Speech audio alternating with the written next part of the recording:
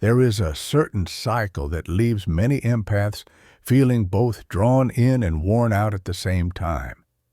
It is the cycle that begins with closeness, but quickly turns into distance, the cycle of push and pull that seems to happen without warning.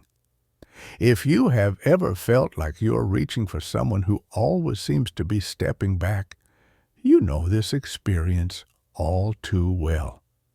It is confusing, it is draining, and it leaves you wondering if the problem lies within you.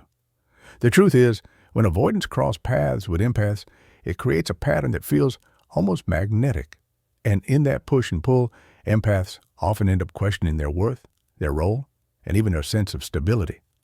Today, we are going to walk through why this dynamic happens, what it triggers within empaths, and most importantly, how to break free from a cycle that can feel endless. Chapter 1. The draw to what feels unavailable. There is something quietly magnetic about what feels just out of reach. For many empaths, the moment they sense even the slightest sign of connection, their hearts open wide.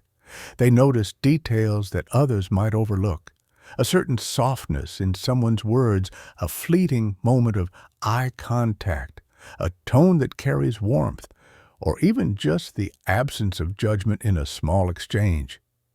To an empath, these moments feel alive. They do not brush them aside or treat them as meaningless. Instead, they gather them carefully, holding them as proof of possibility. So when an avoidant shows a glimpse of closeness and then steps back, the empath does not simply see a retreat. They feel the intensity of that initial connection, and they want to protect it, nurture it, and bring it back. To the empath, the pull toward this person is not about chasing difficulty or drama. It is about wanting to preserve the spark they felt, the opening they sensed. Their sensitivity makes them remember that one moment of warmth so vividly that they cannot easily let it go. At first, the pattern seems subtle. An avoidant may step close enough to be noticed and then retreat just as quickly. They may offer a kind gesture, a thoughtful word, or an attentive presence, only to withdraw when things begin to feel too intimate. The empath feels this shift instantly. Where others might dismiss it as ordinary, the empath feels a sharp contrast between what was given and what is now missing. That contrast becomes deeply felt, and it awakens a desire to bridge the gap. This is where the draw becomes strongest. Empaths often believe they can close the distance by being patient, by showing kindness, or by proving their steadiness. They lean in gently, thinking that if they are safe enough, if they are open enough, then the other person will feel secure and come closer. What they may not realize is that this effort does not change the dynamic. Instead, it often reinforces it. The avoidant feels the approach and instinctively steps further back. And the empath, noticing the retreat, leans in even more. Over time, this push and pull becomes its own rhythm. It is not the kind of closeness that grows steadily. It is the kind that flickers, appearing and disappearing in cycles. But for the empath, even the flicker feels worth chasing. They hold on to the memory of closeness like a promise, convincing themselves that the warmth they felt once will return if they just hold steady. What they don't see clearly is that the flicker itself is the pattern. The inconsistency is not a mistake or a misunderstanding. It is the cycle itself. For the empath, this can create an almost addictive pull. The uncertainty heightens their awareness, making them hyper-attuned to every small shift. They find themselves waiting for the next sign of connection, hoping it will last longer this time. The anticipation can be consuming, making it hard to step back and see the bigger picture. They confuse the intensity of waiting and longing with the depth of connection. In reality, it is not depth, but instability that creates the emotional highs and lows. What makes this so difficult is that empaths do not want games or uncertainty. They crave closeness that feels genuine and steady.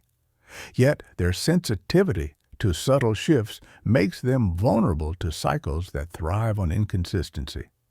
They hold on to what is good so tightly that they overlook how much it hurts when it disappears. Their heart tells them to keep nurturing the spark, but their mind struggles to understand why the flame never seems to grow steady. The truth is, the draw to what feels unavailable is not proof of weakness. It is a reflection of how deeply empaths feel, how much they believe in the power of connection, and how willing they are to invest in even the smallest signs of openness. But unless it is recognized for what it is, this draw can pull them into loops that drain rather than nourish. And so, the first step is not about resisting the pull, but about noticing it clearly, seeing the difference between steady closeness and inconsistent flickers, recognizing that not every spark is meant to be carried as a flame. Chapter 2. The confusion between care and rejection. One of the deepest struggles empaths face with avoidance is the blur between care and rejection. The line between them can feel invisible until the emotional weight becomes undeniable. Avoidants, in their natural rhythm, create patterns of closeness and distance. For an empath, this push and pull becomes a puzzle they try to solve, and often the confusion settles in so deeply that they begin to doubt their own perception. Empaths have a unique way of feeling. They sense emotions deeply, not just in themselves, but in others. They notice shifts in tone, micro-expressions, subtle changes in energy, and even pauses in conversation. That sensitivity is a gift, but when paired with the avoidance tendency to withdraw, it can create a persistent uncertainty. Empaths can start to interpret the absence of communication or the pulling away as something personal, something they must fix. That uncertainty leads to a blending of care and rejection until they feel almost indistinguishable. Care from an avoidant can feel inconsistent, arriving in waves that are difficult to rely on. When it appears, it can feel like warmth and reassurance, and the empath feels seen. But when it disappears, the absence can feel like rejection, even if that was never the intent. This confusion is exhausting. It is not simply about the other person's actions. It is about how the empath interprets them. They may ask themselves over and over, did they care before? Do they care now? Do they even care at all? This pattern creates a cycle where the empath begins to conflate connection with approval and distance with rejection. That confusion is not a flaw in empathy itself.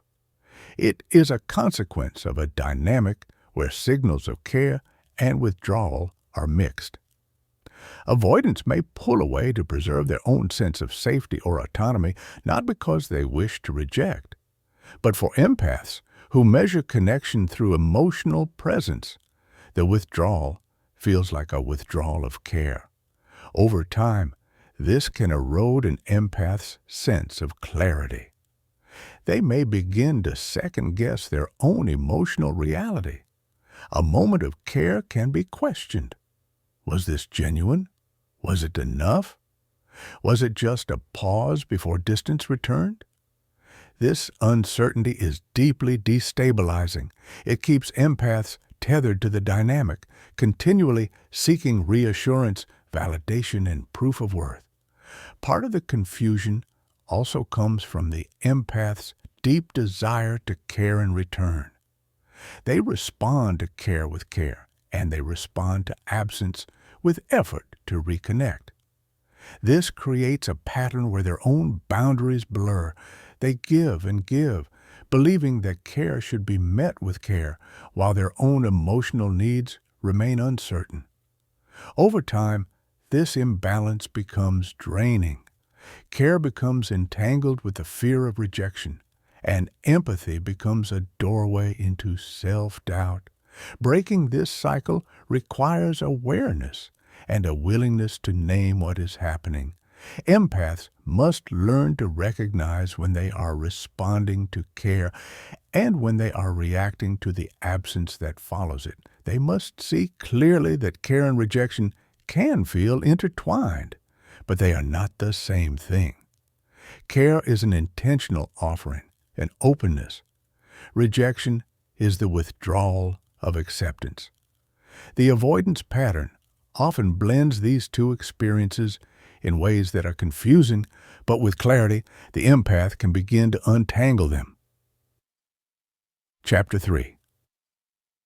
The push and pull dynamic. There is something deeply magnetic about the push and pull dynamic. For empaths, it can feel almost hypnotic. It is not a simple cycle of connection and distance. It is a rhythm that plays out in the body, in the heart, in the mind. It is a back and forth that creates tension, longing, and a strange sense of being both wanted and untouchable at the same time. For the empath, this dynamic is profoundly confusing, and it can become a defining experience in how they relate to connection itself. The push and pull begins subtly. At first, it may seem like a normal ebb and flow, moments of closeness followed by moments of space. But over time, the pattern becomes more noticeable, more emotionally charged. Care appears, warmth arrives, and there is a sense of alignment. Then, without clear reason, distance returns. The empath is left holding that sense of closeness, wondering where it went, and seeking it again. This creates a loop, a cycle that feels irresistible even as it is exhausting. Empaths are wired to feel deeply and to respond to emotional cues. They're drawn toward presence, toward connection, toward understanding. When the avoidant moves away, the empath instinctively leans in. This is not merely a choice, it is a reflex. It comes from a place of wanting to restore closeness, to reestablish emotional balance. Yet the avoidance instinct is often to retreat further. This sets up a rhythm where each step the empath takes toward closeness is met by a step away from the avoidant. The more the empath reaches out, the more the avoidant pulls back. This dynamic can create a sense of emotional chase. The empath begins to measure their worth by how much they can keep the connection alive. They start to read every sign, every pause, every tone of voice for clues about whether they are enough. The pull feels like rejection, and the push feels like reward. Over time, this pattern can form a deep emotional loop where care becomes a prize to be earned and absence becomes a test of endurance. There is a complexity here that is easy to miss. For avoidance, the pull away is rarely about rejection in the way empaths experience it. It is often about their need for space, their way of protecting themselves from what they perceive as emotional overwhelm. But for empaths, who experience connection as a vital part of their emotional life, that pull away is experienced as something far more personal. It triggers feelings of unworthiness, of not being enough, of not belonging. This push and pull dynamic is not just about actions, it is about how those actions land in the empath's emotional world. For empaths, the absence is magnified. Silence can feel louder, space can feel heavier. Distance becomes a question mark that lives in the heart. That is why this pattern is so powerful and so hard to step out of. It creates a loop where the desire for closeness is matched by the reality of withdrawal. and the result is a cycle of longing and uncertainty. Over time, this dynamic shapes how empaths approach connection itself. They begin to develop patterns of anticipation and vigilance. They learn to expect the pull after the push, and they adjust their own emotional responses accordingly. This awareness can lead to exhaustion, but it can also lead to a deep internal questioning. Empaths begin to ask themselves whether they are chasing connection itself or whether they are chasing the emotional reassurance that comes from it. Breaking the cycle requires more than willpower. It requires awareness of the pattern and a willingness to step outside of it. Empaths must learn to notice the difference between their own longing for connection and the avoidance rhythm of closeness and withdrawal. They must learn to hold their own care steady without relying on the push to feel seen. This is where real clarity emerges. When the empath stops measuring their worth by the push and pull and starts measuring it by the care they hold for themselves, the push and pull dynamic can feel like a storm, turbulent, unpredictable, and consuming. But when empaths begin to understand it, they start to reclaim their center. They see the dynamic not as a reflection of their value, but as a pattern that belongs to another person's way of being. This realization does not erase the feelings it stirred, but it does transform how those feelings are met. The empath learns to meet themselves with compassion, to anchor in their own stability, and to see that their worth is not defined by the rhythm of another person's coming and going. Chapter 4. The impact on self-worth. One of the quietest yet most profound effects of the push and pull dynamic is what it does to an empath's sense of self-worth.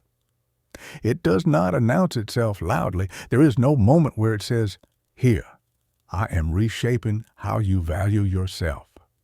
Instead, it works subtly, weaving into the empath's emotional life in ways that feel almost invisible until the pattern has already taken root. For empaths, self-worth is deeply connected to connection. It is tied to the sense of being seen, heard, and valued by others. When that sense of connection becomes unpredictable, it can begin to chip away at that foundation. The pull of the avoidant can feel like a withdrawal of validation, and the push can feel like a fleeting gift that must be earned again and again. Over time, this creates a cycle where self-worth becomes tied to the availability of another person. When the push arrives, there is relief. The empath feels seen, wanted, valued. But when the pull returns, there is doubt. They begin to question whether the closeness they experienced was real. They wonder if they were not enough in some way. This back and forth can create an emotional pattern where the empath starts measuring their value by how consistently connection is maintained rather than by their own sense of worth. This dynamic is exhausting because it places the empath's self-esteem outside themselves. They start to anchor their value in something they cannot fully control. That means that every step backward from the avoidant feels like a reflection of personal failure. Every moment of distance is interpreted as evidence that they are somehow lacking. This internal questioning grows louder over time, and the empath begins to internalize the cycle, allowing it to quietly erode their self-belief. The effect on self-worth is not limited to emotional moments. It extends into the way empaths engage with the world. They may second-guess their choices, doubt their instincts, and shrink their own voice in the process of trying to meet the needs of the dynamic. They can become hyper-aware of their behavior, altering themselves to avoid the pull while chasing the push.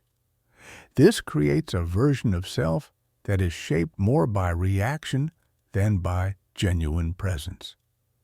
What makes this so complicated is that empaths often carry a deep compassion for others, even at the expense of themselves.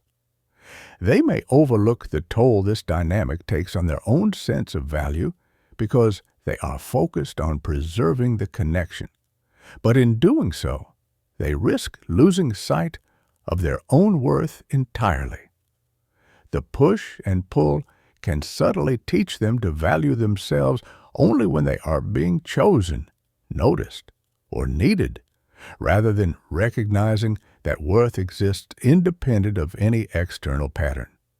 Self-worth for an empath in this dynamic is reclaimed by shifting focus inward. It is learned by developing a sense of self that is anchored not in another's presence, but in the clarity of their own care. This means recognizing that absence does not equal rejection, and presence does not equal proof of value. It means learning to affirm their own worth regardless of the ebb and flow of another person's actions. Chapter 5. Reclaiming stability and self-worth. Reclaiming stability after living in the push and pull of the avoidant dynamic is not something that happens overnight. It is not a single moment of decision, but rather a process of small, intentional steps. For empaths, this process is deeply personal. It begins with the recognition that stability must come from within, not from another person's presence or absence. This means shifting the focus away from chasing connection and toward cultivating a steadiness rooted in self-awareness and self-care. One of the first steps in reclaiming stability is learning to recognize patterns. This requires slowing down enough to notice the emotional cycle, to see clearly when a push begins and when a pull arrives. This awareness is powerful because it removes some of the confusion and self-blame that the cycle can create. For the empath, clarity is the first step toward freedom. Knowing the pattern gives them the ability to respond consciously rather than react unconsciously. From that place of awareness, rebuilding self-worth becomes possible. This means replacing dependence on external validation with an inner sense of value. It means learning to affirm oneself without needing proof from someone else. Empaths often have a natural ability to care deeply for others, but they can forget to extend that same care inward. Reclaiming self-worth requires turning that empathy toward oneself, recognizing the importance of honoring feelings, setting boundaries, and practicing self-compassion. Stability grows when boundaries are no longer seen as walls, but as a form of self-respect. For empaths, boundaries are not about shutting people out, but about creating a safe space where emotional energy can be protected. This could mean limiting contact, clarifying expectations, or saying no without guilt. Boundaries are the framework that allow the empath to stand steady rather than be swept away by the unpredictable tide of the dynamic. Reclaiming stability also involves cultivating self-trust. For an empath caught in a push and pull cycle, trust can erode, not because they lack inner strength, but because their emotional foundation has been unsettled by external patterns. Rebuilding trust means reconnecting with one's own voice, honoring personal needs, and learning to rely on inner guidance. It is about choosing self-alignment over external reassurance. When an empath begins to live from that place of self-worth, the dynamic with avoidance changes entirely. The push and pull lose their grip. Distance no longer feels like a rejection, and closeness no longer feels like the only proof of worth. The empath begins to stand in a place of emotional sovereignty, where stability comes not from the changing tides of another's behavior, but from the calm certainty of their own inner foundation.